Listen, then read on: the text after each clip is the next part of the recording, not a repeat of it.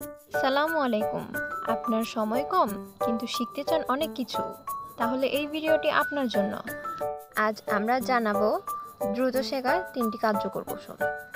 কৌশল 1, ছোট ছোট অংশে ভাগ করুন।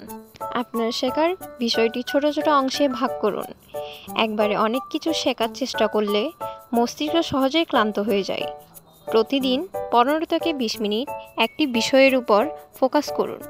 এভাবেই শেখা দ্রুত এবং কার্যকর হয়। কৌশল 2, পড়া আর শেখা মিলিয়ে নিন।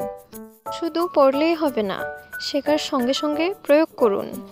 উদাহরণস্বরূপ, নতুন একটি ভাষা শিখছেন, পড়ার পর সেই ভাষায় কথা বলার চেষ্টা করুন। শোনা, পড়া এবং প্র্যাকটিস, এই 3টি একসঙ্গে করলে শেখার গতি বেড়ে যায়। কৌশল 3, স্মার্ট রিভিশন করুন।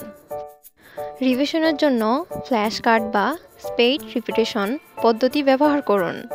প্রথম দিনে যা শিখেছেন সেটা তৃতীয় দিন আবার রিভিউ করুন। এর ফলে দীর্ঘমেয়াদে মনে রাখা সহজ হয়। এই কৌশলগুলো ব্যবহার করে আপনি দ্রুত এবং কার্যকরভাবে শিখতে পারবেন।